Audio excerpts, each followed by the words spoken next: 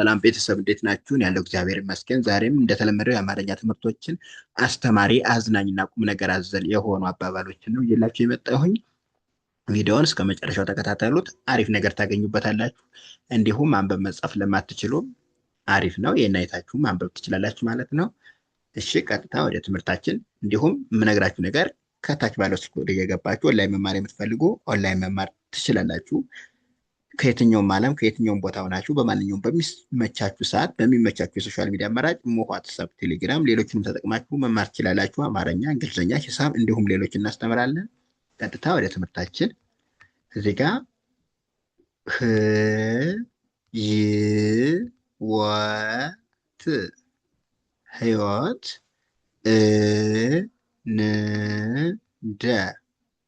እንደ ይላል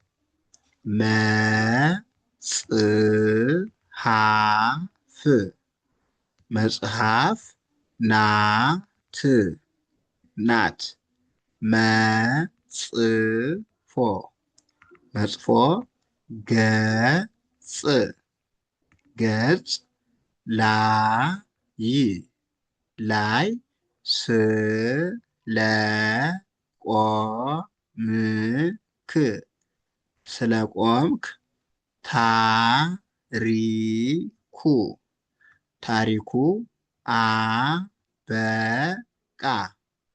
አበቃ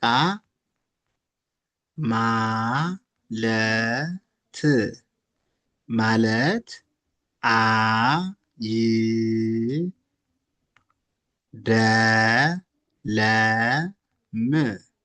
አይደለም። ምን ይላል? ህይወት እንደ መጽሐፍ ናት፣ መጽፎ ገጽ ላይ ስለቆምክ ታሪኩ አበቃ ማለት አይደለም ይላል። ኦኬ፣ እዚህ ጋር ደግሞ ትልቁ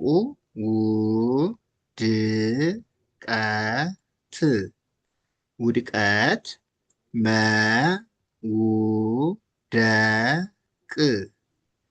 መውደቅ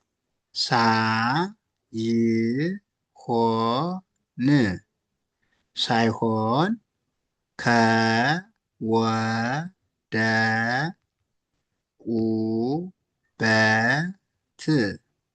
ከወደቁበት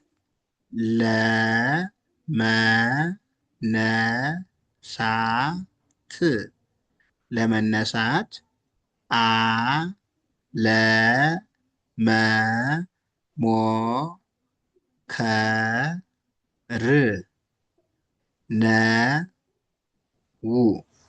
ምን ይላል?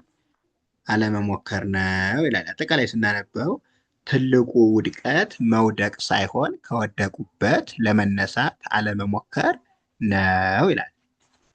እዚህ ጋር ስንመጣ ደግሞ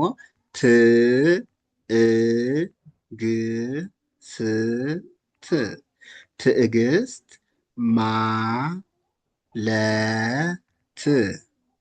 ማለት ዝም ብሎ መጠበቅ ሳይሆን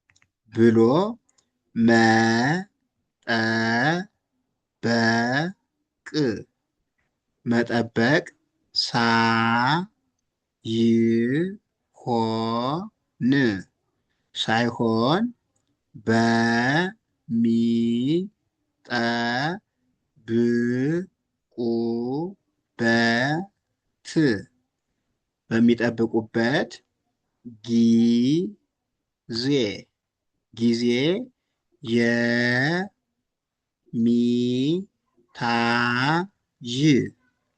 የሚታይ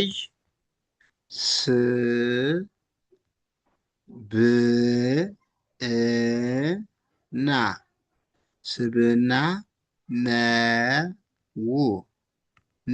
ምን ይላል? ትዕግስት ማለት ዝም ብሎ መጠበቅ ሳይሆን በሚጠብቁበት ጊዜ የሚታይ ስብዕና ነው ይላል። ትዕግስት ማለት ዝም ብሎ መጠበቅ ሳይሆን በሚጠብቁበት ጊዜ የሚታይ ስብዕና ነው። እዚህ ጋር ደግሞ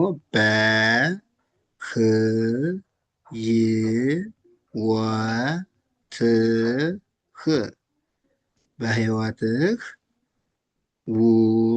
ስጥ ውስጥ የሚመጡ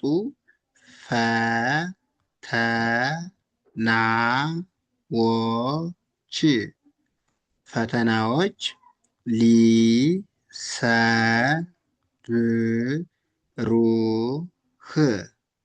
ሊሰብሩህ ሳይሆን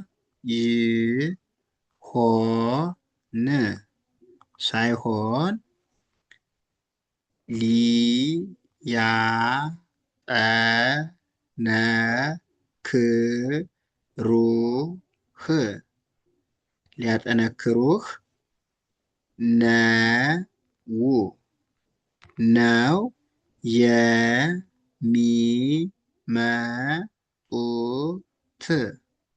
የሚመጡት ምን ይላል? በህይወትህ ውስጥ የሚመጡ ፈተናዎች ሊሰብሩህ ሳይሆን ሊያጠነክሩህ ነው የሚመጡት ይላል። እንግዲህ ፈተናዎች እኛን እንደሚያጠነክሩን ማለት ነው። ኦኬ እዚህ ጋር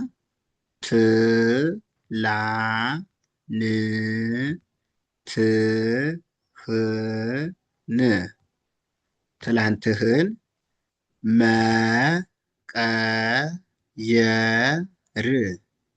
መቀየር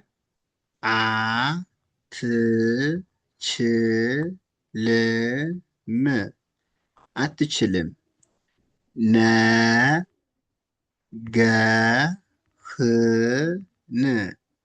ነገህን ግን ዛሬ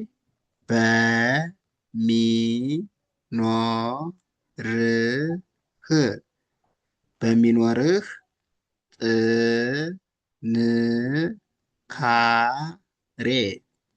ጥንካሬ እዚህ ጋር መኖር አለባት።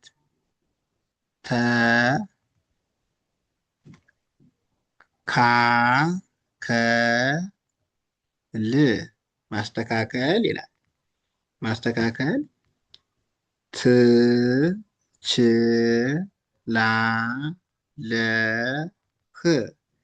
ትችላለህ። ምን ይላል? ትላንትናህን መቀየር አትችልም። ያለፈ ነገር መቀየር አይቻልም። ነገህን ግን ዛሬ በሚኖረው ጥንካሬ ማስተካከል ትችላለህ ይላል። ለዛሬው እዚህ ጋር እናበቃለን። ቀጣይ ደግሞ አሪፍና አስተማሪ የሆኑ ምርጥ ምርጥ አባባሎችንም ይዤላችሁ እመጣለሁኝ። አማርኛ፣ እንግሊዝኛም ሁሎችንም እምሰራ ይሆናል። እስከዛው ቪዲዮ ደግሞ ሁሌ የሚደርሳችሁ ላይክ፣ ሼር፣ ሰብስክራይብ ማድረግ እንዳይረሳ። እንዲሁም ኦንላይን መማር የምትፈልጉ የተለያዩ የትምህርት አይነቶችን እየሰጠን ስለሆነ ከታች ባለው ስልክ ቁጥር ገብታችሁ እኛን አናግሩን። ከየትኛውም ዓለም ላይ ሆናችሁ በስልካችሁ ብቻ በኦንላይን መማር ትችላላችሁ። ሰዓትም ቢሆን አመቻችተን እናስተምራለን። ቻው፣ መልካም ጊዜ